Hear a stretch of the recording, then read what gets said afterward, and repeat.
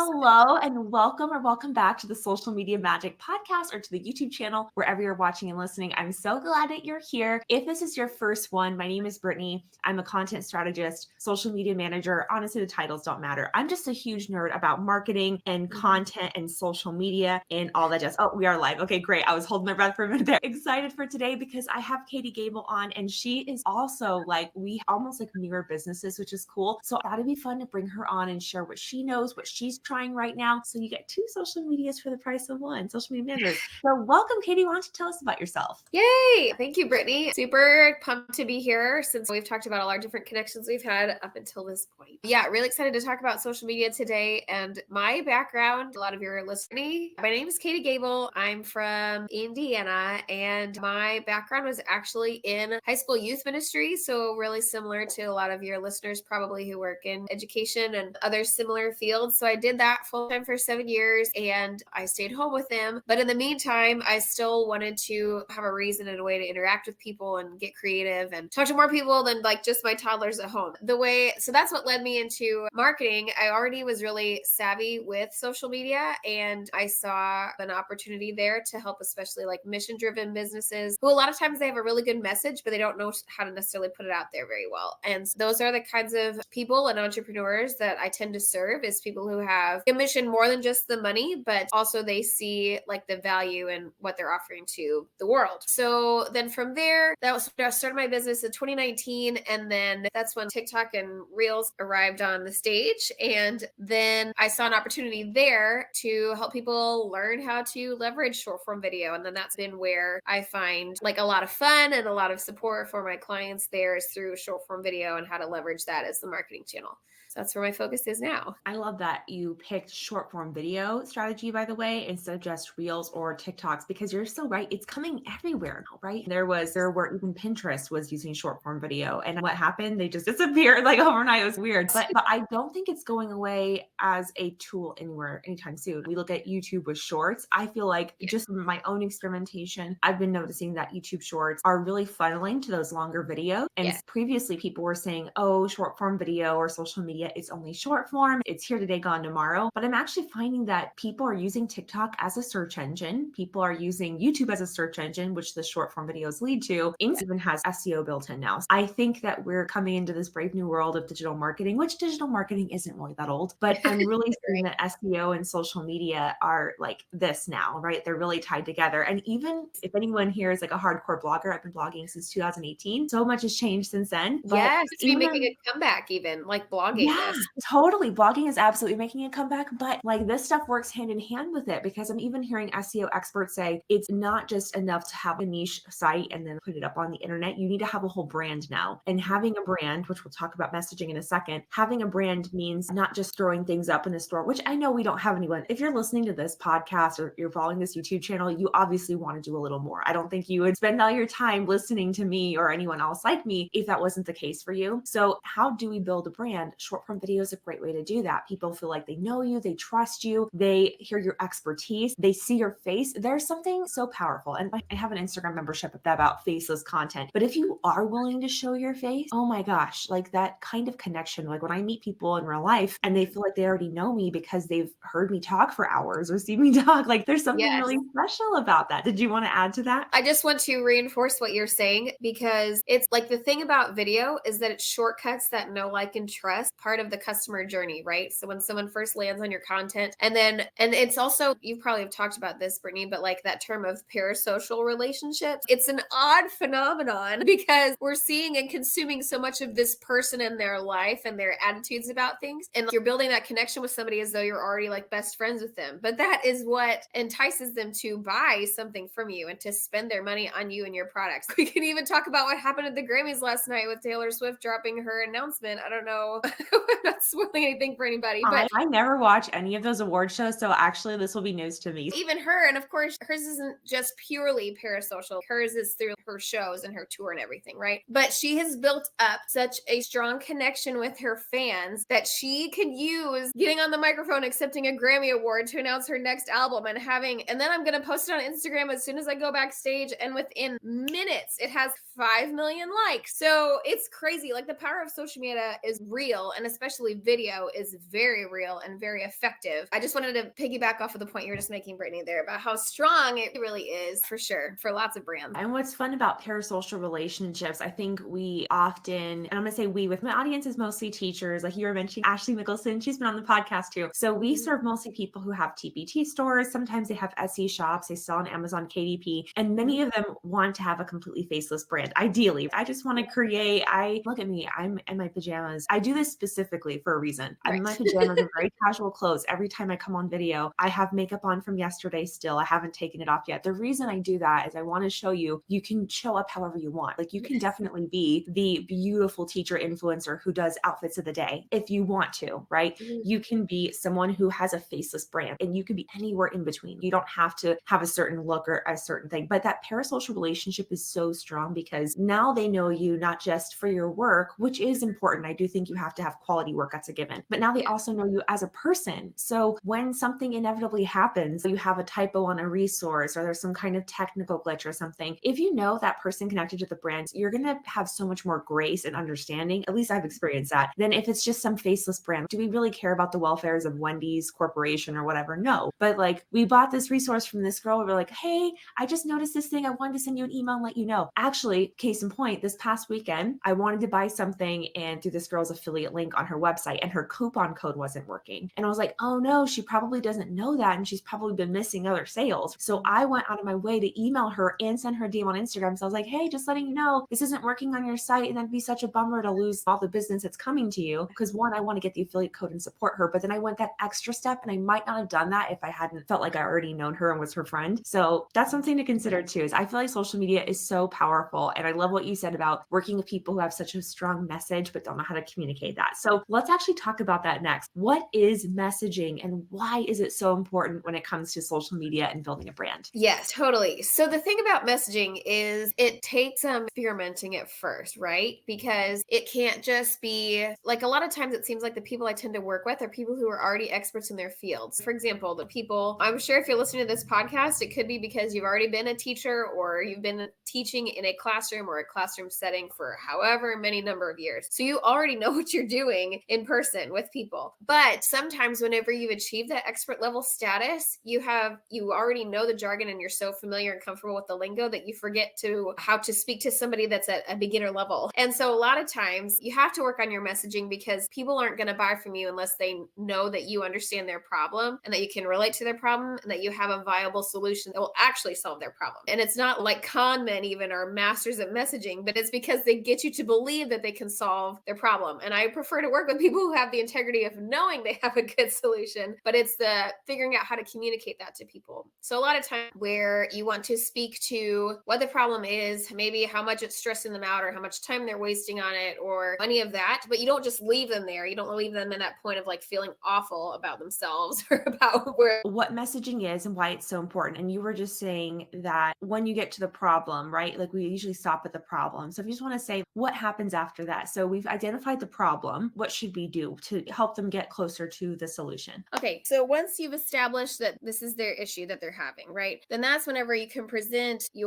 here's how you can get the actual solution that you want. And it's not just, I'm trying to think of an example. Let's say you have like Ashley, right? Like she has like worksheets and resources to help teachers with languages and like Spanish classrooms, like teaching Spanish. So it's not necessarily that you want your kids to know how to conjugate all the verbs, but you probably want them to have a good understanding and appreciation of the culture. And then they will want to conjugate the verbs because then they'll want to be able to communicate with their people. So when your messaging is clear, you can explain this is how you're going to bring more of that love and passion for the culture into your classroom with your students. And then you can use my resource to help them with the features of it, right? Which is, this is how you're going to conjugate the verb. But it's about the connection that you make first. So that's why, and even like the students and the clients that I've had who've had the most success with their reels and their marketing have established their foundational messaging first. And then from there, then we can spiral out into all kinds of other content. But it's whenever this is exactly what you want to hit on every time you make a post or every time you put something out there. So is that making sense? Totally. So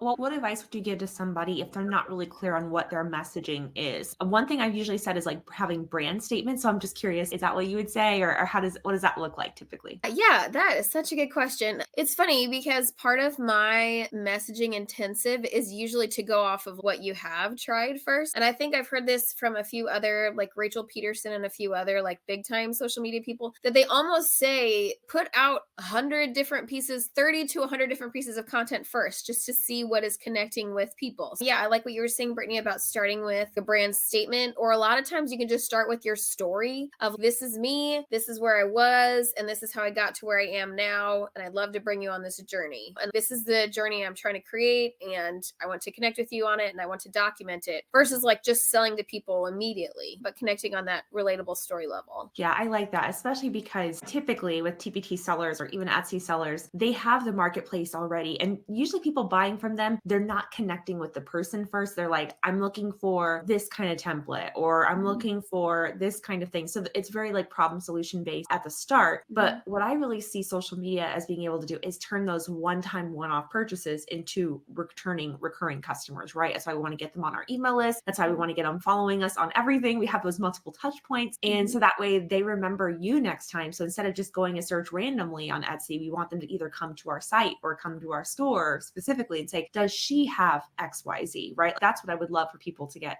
eventually. So thank you for those messaging tips. I think that'll be really helpful. I love that you said to try different pieces of content first and see what people will resonate with. I also think that's great because sometimes we don't even know how strongly we feel about something until we start thinking and talking about it, right? Just the practice of saying something out loud, you usually come across those polarizing statements that you don't even realize you have. So on the travel side, for my travel business, I do separately from that. I posted on Facebook of all places. I posted that I'm so sick of the traveler versus tourist thing. There's this debate in the travel space of be a traveler, not a tourist. And I'm just like, oh, I'm so over how uppity it is. And so I wrote it out of frustration of I'm so sick of hearing that. Because in my mind, like if you want to go on a cruise in the Bahamas, you should. If you want to go to Paris to see the Eiffel Tower, you should. There's nothing wrong with being a tourist. That's what we are when we travel to another place. So I wrote this whole post saying that. I've never had a post get as much engagement as that post the other day. And I know it's for two reasons. One, because I had that really strong hook. I'm so over the tours versus traveling thing. And then more than that, because I made those comparisons. I like thought about the different personas of people who follow me for that. And I was like, okay, so I do have some people who just check off things off a bucket list, which is fine. That's what some people want to do. And then I have some people who like to go off the beaten path and experience things that they feel others haven't. So I talked about the paradox there and about most people are going to learn from social media. Otherwise, we have travel just be relegated to the rich and powerful and elite, which we don't want. We want travel to be accessible. Anyway, so I made this whole thing about it. And so many people, some people were just, how dare you say this? And some people were like, oh my gosh, I feel the exact same way. But that's also what we want, because now it's, as my message with that gets more clear, I'm going to draw in those people who really resonate with me and my message. And it helped me to better understand what people think, because now they're talking, right? Whereas before, maybe they were not commenting because my stuff, maybe it was blending in too much on there. So I'm always thinking about this, and you won't know these things until you post more and just think what is going to resonate, but also what resonates with me, because you want to make sure it resonates with you too and help people find you and see what they think. And then also it's great market research for you to see what they say to each other in the comments, because that's when you know that you've really started to build a community and get some feedback when you start seeing people talk to each other. So I love what you said about posting to even get the experience, and you're going to make better content because now you're getting the practice. Love that so much. Okay, so I would love to hear, so we already talked about how to make messaging more clear. I would love to hear, I'm just curious, are you spending more or less time on Instagram these days? And are you seeing a difference? Because I know that one thing a lot of people in my audience will say is they think that to become successful on Instagram, they have to post more and they have to be consistent, even though sometimes what they mean by consistent is different. But those are the things I hear is I just need to post more and I just need to be more consistent. So I'd love to hear personally what you're doing and what you would recommend for that. Yeah, golly. Isn't that like I feel like that was the golden question. Is that the right word? Like the one that everyone's always, what do you do? Like, how many times do you post? And it's funny because that's really so dependent on so many things at this point. I don't feel like I can ever be one of those people that's, you have to post 3 times a day and this. But I can tell you a few things that I've observed that seems to be working across the board is that, okay, let's say you have an audience under 10,000 or under 5,000, like small, right? Even my account, like I only have 1,000 followers, which by the way, that's another aside, and I'm not even worried about that. And I make money even if without having a giant audience. So keep that in mind. You don't have to have a jillion followers to make money from Instagram. But some things that will help is if you are just even the head of Instagram mentioned this, like posting in the morning can do better for you just because it gives your posts like a longer lifespan, if you will. It gives it more time to get into the algorithm, and especially when your people are going to be active is really a good thing to know about that. And then even it's funny because I feel like the algorithm used to be a lot more sensitive to over posting, and so they wouldn't show it as much to your people. But I don't know. But then also at the same time, like some of my mentors and people I've learned from are like, they literally post 3 times a week and it's fine. But they are also active on stories though, which is almost own platform at this point. So if you're starting out, I would say number one, don't commit to like a posting schedule that already feels draining for you, because then you will work yourself up to never ever doing it. Okay. But maybe you can do something like, cool, let me get out, like aim for 3 posts a week, let's say, and then do that for a month or 2 months and see where it takes you. And then also we could talk about stories if we wanted to segue into that, because that's its own thing. If you're building a faceless brand, I would say then you could have your posts in their feed as like the faceless content, and then in the stories is where you can have that like behind the scenes sort of connection with people. Posting first thing in the morning is good to do, and not overthinking your content either. I feel like that's something I'm seeing. It's weird to call it a trend, but it seems to be like a trend to people just be like, hey, just put your stuff out there. It's not, especially if you're smaller, you don't have a giant audience. It's not like one post is going to make or break things for you usually, but it'll be like you were talking about, Brittany, where if you just see it all as experimenting, you detach from the outcome and you just experiment, and it's just a test to see if your people go for it or not. Then you can know, all right, then what's the next best step for me to take? Either I follow this path or I go try something else. Yeah, such a good question. Absolutely. I love the idea of playing and experimenting. I feel like that's what I've been doing since 2018. I don't think you ever stop, really. You know what I mean? Every founder I know, no matter what income level they are. In fact, it's funny in this business world, especially if you're B2B, there's almost this temptation to believe that like, once you arrive at this certain milestone, whatever the milestone is, number of email subscribers, number of followers on Instagram, number of income every month, which by the way, we also fall into this lie of once we get to this one income level, it's never going to go back down. It's never going to dip. It's never going to change, which is so whack, because any business owner will tell you like, that's not how it is at all. Like things go up and down all the time. Look at 2023. So many people were struggling financially, business owners, and nobody was able, like no one felt brave enough to say it because they all felt like they were the only one when we were in a B2B recession, but nobody wanted to say anything. And so many people ended up closing up shop because they weren't willing to say, oh, hey, I'm actually struggling here. Are you guys experiencing this? Yeah. Anyway, totally different topic. I want to share that if you're feeling struggling with anything, that is not you in isolation. Don't let anyone make you feel bad that like you're the only one. It's not. But yeah, I love that you said the stories being its own platform and that you can use them strategically. I've seen people do that with success, especially if they want to have a static grid where they don't change anything. And then stories is where they show up, where like they decide they're going to have a faceless brand. And except for maybe stories, they may show their face, they may not, but you can actually still do lots of behind the scenes without ever showing your face too. Might have to do a separate episode specifically on stories. Did you want to add to that? Because it looks like you're wanting to. I'm loving everything you're saying. And I think it's funny actually, because I'm working on a product. It'll just be like a small, like a tiny little, like affordable little resource, but it'll be like all the B-roll, like all the shots for your B-roll, where it doesn't have to be like just your face. And especially when you have resources, like you're selling things on the TPT platform and stuff like that, you have actual physical, you're almost an advantage there because you have actual physical products and resources that you can demonstrate to people exactly how you do it, and they never have to see your face. They might see your hands occasionally at like a table, but you have a lot of options there. Anyway, yeah, just wanted to confirm that the stories can be behind the scenes, but it doesn't necessarily mean it has to be still you talking in case you really want to do that. But also keep in mind though, that people do respond better to faces. It doesn't always have to be your face. There's lots of other stock imagery and stock photos and videos available out there too. So we can talk about that. And you know what? There's so much, like it's so funny. Like every time I have an interview or a conversation like this, I get 5 more episode ideas because I'm like, I have not even talked about influencer marketing yet. I haven't even talked about like people, because there are sellers who will like, maybe they will work with a teacher influencer who does show their face. I've done that. I've done that kind of work, like for a membership. I've recorded a bunch of videos where I've done the demonstrations. There's so much opportunity out there that you could decide to have influencers come and show your stuff. You could hire teachers. You know what I mean? if you want UG's content, oh my gosh, okay, I'll separate episodes so we don't get off track. But I'm just like, there's so many different ways. If you don't want to show your face, but you want to have that personal relatability, you totally can. Okay, I'm gonna have to write that down as like a separate episode idea. Okay, so let's talk about TPT specifically, because that's one thing I hear a lot is, yeah, that might work for others, but I'm TPT. I love how you just said we are at an advantage because we have those printable physical products we can use in different props and things. You're absolutely right. How would you say that we can rectify earning our worth? Because I know that's something that you really believe in. How can we rectify earning our worth and offering high value with low ticket items? Because in the greater online business space, they would say low ticket is like 27, 37, maybe even sometimes 97 I've seen, but our sources are $1, $3, $5. Maybe we have a bundle that's 30 or 50, which is the high end. So yeah, what would you say to a teacher who says, I want to offer high value resources, but just the market is saying I have to keep prices low? Oh man, I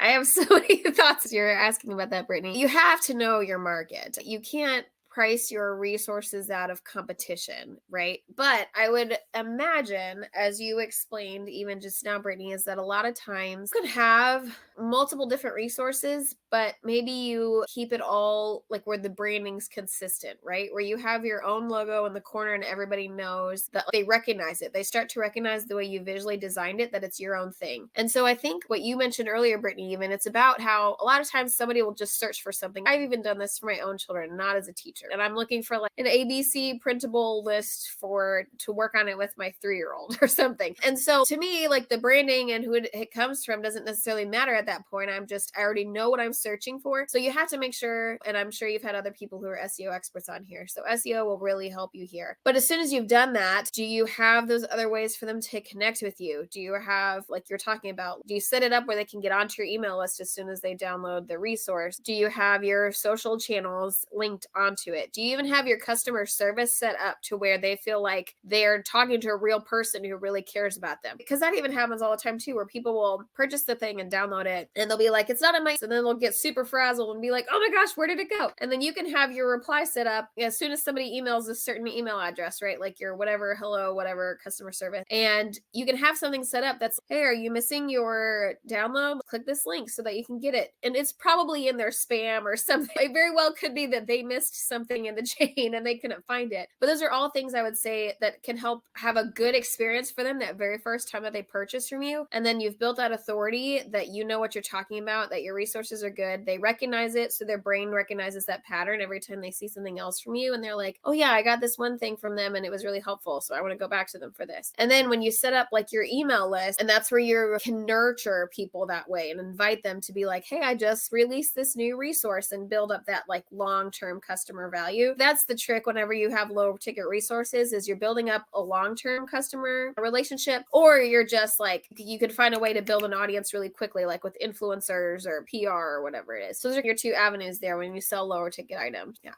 Totally. I think that if you're a service provider, and I've talked about this, but in case it's your first episode that you're finding, if you're a service provider, because I know I do have a little section of like social media managers, travel agents, and other people who listen. If you're a service provider, you actually don't need a large audience, right? Because you're working one-to-one. You just need to have a few clients, because you really don't want more than a few clients. You're going to be like so overwhelmed. I think at one point I had like 8 clients and I was like going crazy. So yeah, it was a lot. It was a lot. I was just trying to get out of my job and I was like, I will take any work. Yeah. But now it's more like 3, because I'm like, that's where I feel happy. So anyway, if you're a service provider, you don't need to have a huge audience. You're getting an advantage here because you're charging a higher ticket that's recurring often, unless you're like doing one-time website builds. But in that case, you can actually charge more because it's a one-time thing that's an asset that they'll need forever. So you have an advantage there. If you're a TPT seller, not to say you're not in an advantage, but you do have a volume-based business. That's just how it is, right? If you're going to have $1, $2, $3, $5 items, I know if you've heard me, you've probably heard me say this a million times, but you actually, like, for you, building it is not negotiable, because yes, SEO will work in your favor for now, but we also can't assume that everything is going to be in the future the way it is now. Even just Google, in the last 6 months, Google has changed their algorithm so many times. And I follow all these Google people, right? Like I follow Danny Sullivan, who's like the search liaison, because I am that much of a nerd about it. And he has said, like, having a niche site is not enough anymore to stay ranking in Google. Like, you have to have a whole brand. They want to see that you have an Instagram account connected. They want want to see that you're growing your email list. These are things they're actively looking for. Okay. And I know that I don't talk about website stuff so much on here, but now it's really related more than ever. You need to have something. I'm not saying you have to be a TikToker where you're posting 5 times a day. I'm not saying that, but you do have to have some kind of presence, right? Even if it is a static grid where you occasionally show up on stories, it needs to be showing at least Google that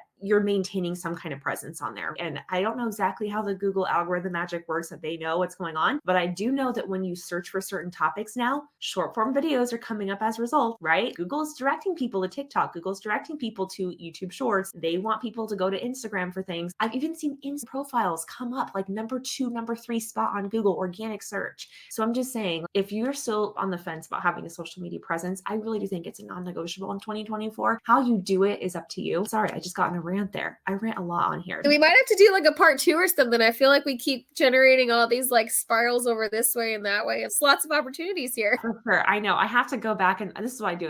And this is a good tip for you guys too. If you're like, I don't know what to post, I have no idea. I am on the opposite side. I have so many ideas. Like I have 5 years of content that I'm never going to be able to post because I have to follow up with it. But once you start talking, you really do start getting ideas, right? You go back, watch your content and think, oh, I didn't get to talk about this. That's going to be a whole other episode or video or post or series of posts. Yeah. So that's like another content creation tip. Okay. So we're going to take a little bit of a turn, but I think it's related. I know that you and I are both pretty obsessed with ManyChat right now. And we both know that the rate of return from having an email list is higher typically than on social media. There are some people where that's an exception. I'm a fan of having both though, and using both interchangeably. And I use Instagram and teach sellers to use Instagram to grow their email list. So loving ManyChat now, I would love to hear what are some ways that online shop owners can use ManyChat to grow their email list, grow their following. And if you have just any creative like funnel ideas, I'd love for you to just share and nerd out about it. Yes, we definitely can. I feel like ManyChat, it's funny. It almost feels, what's the right word for it? Like a sleeper software maybe right now. I just feel like not a lot of people know about it yet. And it's just all of a sudden, it's just coming out on the scene like it's brand new. And they've been around for a while, but I feel like they're finally starting to get a lot of exposure. And I've had clients who were using it like 2020 or before then even. So what's interesting, an interesting development, maybe you've seen this too, Brittany, is recently I feel like I've been hearing people talk about it as an actual nurture automation platform. Like where they're writing, I might even come up with a service because people are talking about the lady from Boss Babe, like Natalie, I can't remember her last name. She's like big time 7-figure CEO type stuff. And she was talking about writing out your automations in there as like an actual welcome sequence, the way you would if someone downloads a freebie, but you write it as though like you send them the link and then it's like a welcome sequence where you're like, I don't know if they opened it or not yet, or what did they like about it, and the kind of stuff that you would typically have put into an email, but now you can do it in these itty bitty short like DMs and keep up that conversation with somebody that way. So it's super fascinating to me, all the ways that you can use it, because sometimes people are just like, they set up the link and they're like, here's your resource, bye. But it's not going to help you if they don't actually like download it, engage with it. So anyway, so that's just something I've noticed for those people who already are aware of ManyChat, if they're using it as a full welcoming nurture kind of sequence or not, because I think there's an opportunity there for it, definitely. I love that. I actually just started, like for clients where I'm doing ManyChat funnel setup for them, I've started adding at least one follow-up message after the freebie one. And it usually comes 1 to 2 days later saying, hey, just checking in. Were you able to download it okay? And then that way they can send you a message. If they forgot, it's a good reminder to go, oh yeah, I wanted that thing. I'm going to go get that thing. And then if they did have a problem, they can go, actually, by the way, yeah, I was trying to do it and I saw this. That's good feedback for you to have, right? Like maybe your page isn't working right or something like that. And it just helps with your engagement rates. That's a nice little bonus. And then it opens up the conversation to anything else, right? Like maybe you have an sell, maybe you have a launch coming up. You're like, oh my gosh, I'm so glad that you messaged me because guess what? In 2 weeks, I'm doing this, right? So it's an organic way for you that opens up a sales conversation. And I really hesitate to use the word sales conversation because I feel like that freaks people out. But what do we want? We want more sales,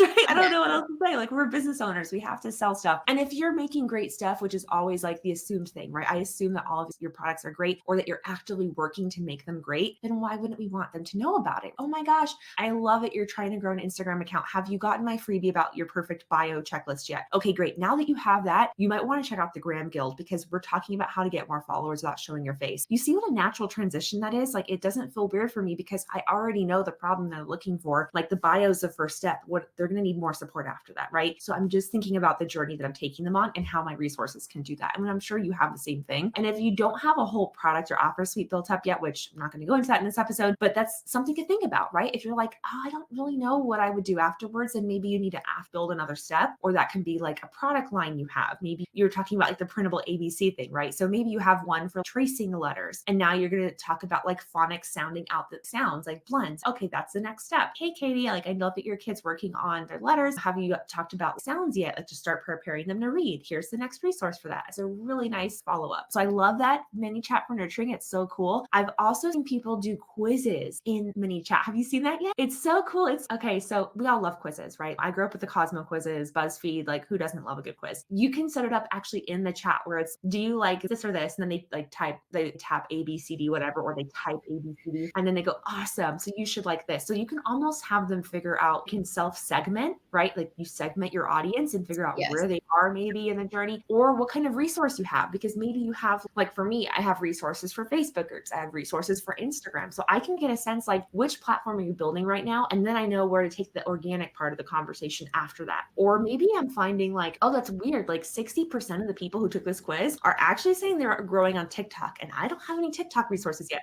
Maybe I should go create something for that. That's how I could use it. She's like, I'm going to go set up one of those. Yeah, literally, Brittany, right now, I'm like, gosh, I guess I got to derail my plans for the rest of the day and go fix up my mini chat. I know there's so many ideas. And I always want to add the disclaimer that please don't feel like you have to be doing all this. I try to, when I'm talking to people listening to this episode and watching this, I have people on all sets, right? Like I'm just getting started. Please, if you're just getting started with Instagram, don't worry about mini chat yet. Like just get used to content creation, get your messaging down, like we were talking at the beginning. But if you're listening to this, yeah, I've already got all that. I'm already doing mini chat. That could be like such a game changer. Now you're not just getting the email address, but you're increasing your engagement on the platform itself and doing it, right? It's so cool. What were you going to add to that? Okay, so I do want to make a comment, especially if you're somebody who's, I don't even know what ManyChat is, which by the way, it's spelled MANYCHAT, and it took me the longest time to even figure that out. Whenever I heard people talking about it, I'm like, mini, MINI, like what are we doing? But even if you're like, I don't know what that software is or what it does, but maybe you have seen these people in their captions or in their reels, and they're like, drop this comment that's all in caps, like somewhere that's all in caps, and they're like, and I'll send it over. So sometimes you can connect that to your ManyChat bot and then it sends it. But even if you don't have a mini chat, like even a client that I've had in the past who it wasn't like, it didn't make sense for her to have a mini chat bot set up, but it's weird how we're training Instagram, because so many people are using that, they're training Instagram viewers now to not even go to the link in the bio. So instead of making link in bio your call to action, you can still have somebody comment a keyword to show that they're interested, and then you can go do the manual thing of sending them a DM yourself, and it's not a problem. Especially if you have a smaller audience, like that's not going to take you that much time, but it still builds up your engagement because they're commenting on your post or your reel, and then other people are seeing that, and it builds up this odd, like not odd, but it builds up this little like FOMO factor there. Oh, that person got the thing. What is it? Maybe I should comment and get the thing too. So you don't, if you're not at the point of feeling like you are ready to automate it, you can still use the tactic and that strategy at that level to get your engagement and to get like the DMs going with people. So keep that in mind too. Totally. And I actually, what's so funny is before I even knew about mini chat, right? I had figured that part out on my own about that was going to increase engagement. I started doing that for clients, just setting up either like a word or an emoji before. And then I discovered mini chat. I was like, I've already been doing this. I can just set up a funnel. This is amazing. But if you go to episode 48, it's called the comment to customer strategy. It walks you through this process. It's a 14-minute episode. And it's like step 1, do this kind of post. Step 2, make sure you have this call to action. So if you're at the very beginning of that, put down, I know you're probably driving or something if you're listening, but write down 48 or put that in your notes. Episode 48 is going to be the one that walks you through that. And I will try to remember to put it in the show notes, but no, so you guys know I'm not good at remembering that stuff, but just go listen to episode 48. Oh my gosh, I feel like we really have covered so much so far. I also want to know just in general, what are you trying right now? Because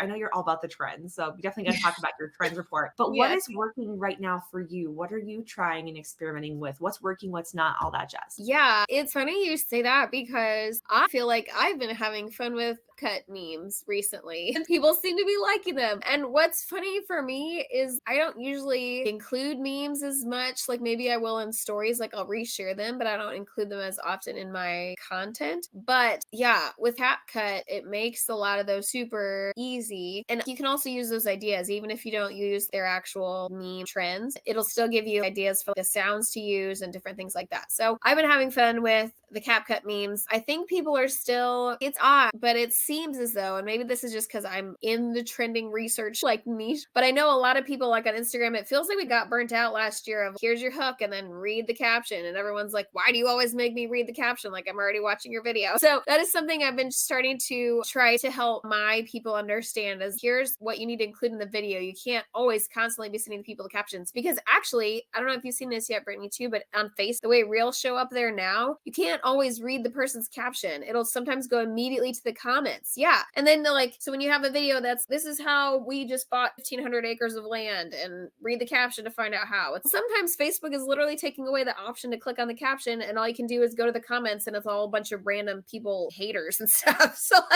it's odd how they're working against us there, but that's just something to keep in mind is that you can also have your content and information on your video and do like a screenshot this before you put up your bullet points. So you don't always have to constantly send people the caption or make the very first part of your caption something that's like the call to action already so that people can know exactly what they're supposed to do instead of making them read a story and then have to wait. I've been doing this like just yesterday, I noticed this again, that it was a reel that came up on Facebook and I couldn't read the caption because the video played for 5 seconds and then immediately went to the comments. So I had to wait for the whole thing to play again to even try to read the person's caption. And then I could barely read it because it kept going to the comments. Yes, keep that in mind that sometimes it's okay to have your content right in the video itself because people aren't always going to want to click through and read the caption. I'm a big fan of giving them a quick win anyway, because a few years ago, it was all about trying to get them off of the platform. Like, go to my website or even go to the bio, but people aren't going to do that. If they're in scroll mode, that's the last thing they want to do is, oh, now I gotta go click on this person, go to their bio. They have a link tree. I got to scroll down. Like,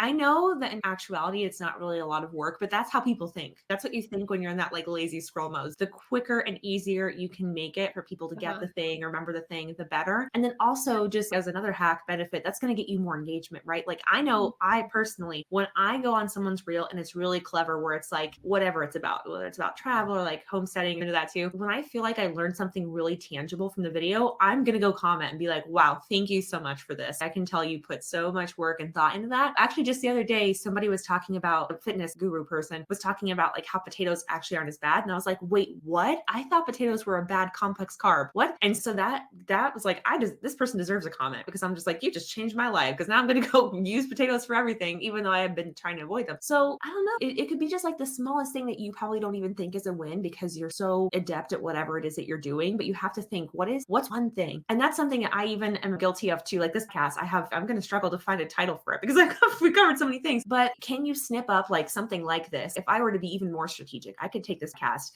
and say, okay, I'm going to have one episode specifically about ManyChat. Here's what's working right now in ManyChat. One episode about Facebook Reels. Here's what's working in 2024. You know what I mean? So now I have 10 different content ideas and maybe I will repurpose the content in this podcast episode for posts like that, right? Maybe I'll do a post series about ManyChat. Maybe I'll do a post series about Facebook Reels, like whatever it is. So you could do the same thing for your own content and think, what is a quick win I could get somebody in this reel that's going to make them more likely to follow you, more likely to comment, more likely to actually engage with you. So I love that tip. That's a great one. Yeah. The other thing I'm noticing as you're talking about that is that it used to be really cringe to and save and comment on your own stuff, but now it's not for some reason. So it's totally okay if you post your reel and then I think it was because of TikTok and how you could like pin a comment and things like that. So now you can totally post your reel and have the content in the video and then you can put the first comment on it that's, hey, do this, or what do you think of this, or do you agree with me, like that, and already starting to get the conversation going. So something else I'm noticing, wanted to share that. Yeah, I think there's definitely a way to do it that can even be entertaining. Again, random accounts. I follow this one guy who has this black cat and he does all these fun video edits to make his cat other things. I don't know if you know what I'm talking about, but I think it's Andrea Von Speed or something. Anyway, so he's just a video editor and he'll just do these fun, like he turned his black cat into a rocket ship. He turned his black cat into a fish, like all these silly things,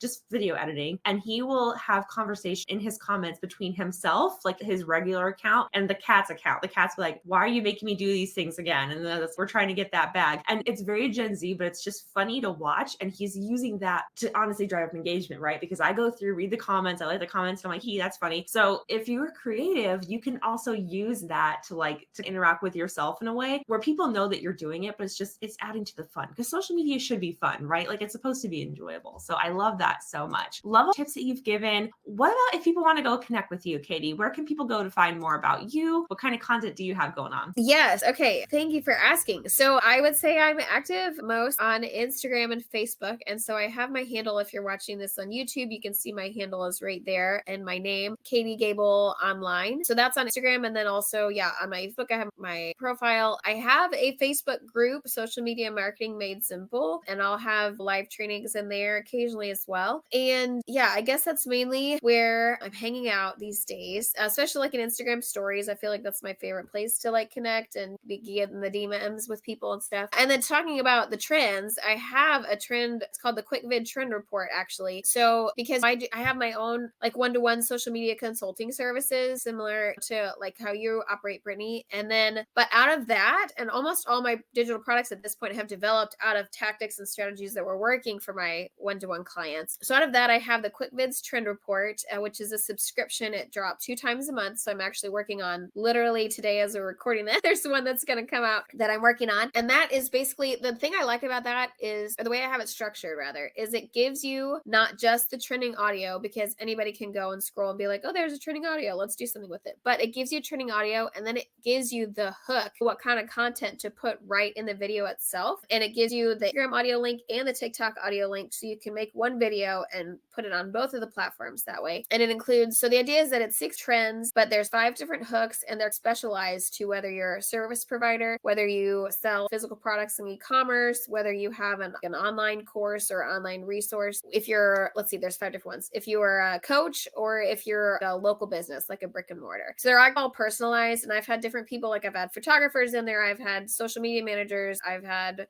like physical therapists. I've had all kinds of people, all kinds of businesses. And I know this works like because it saves you so much time, because I'm giving you already like the stuff. You don't have to sit and think about what you're going to say and how you're going to stage your video and stuff. Like literally one of our most recent subscribers, she got it and she was like, what is this? I just put out 3 reels in 10 minutes. Like, how did you do this? So it really is saving people so much time. And I specifically pick trends that are easy to record and easy to get out the door, or like maybe you already have B-roll that can go with it. And so you don't even have to record any new content, but I gave you like the messaging to use with it. So yeah. And the fun thing about that is you can just join like just for a month at a time. If you want to get the full annual, then you save yourself some money and you get access the entire year. But even if you wanted to just try it out for a month, you can totally do that too. That's an option as well. I love that. I have all those links. If you're watching on YouTube, we'll have it in the description. Listening, we'll have it in the episode description. And the Facebook group, we'll have it down below in the comments. So you can check there. Thank you so much, Katie. This was such a good conversation. I just love geeking out about this stuff. And so it's fun to hear also new ideas, because that's the fun thing about social media, isn't it? Is that even if you do consider yourself like a master or an expert, there's always so much more to learn, right? And honestly, that's what a lot of online business and marketing is. It's experimentation, it's play, it's trying things out. So thank you for trying out this episode with me and the new video layout. Let me know what y'all think of it, by the way. If you are watching, I'd love to hear in the comments. And yeah, thanks for joining me today. Hey, thank you, Brittany. This is so much fun.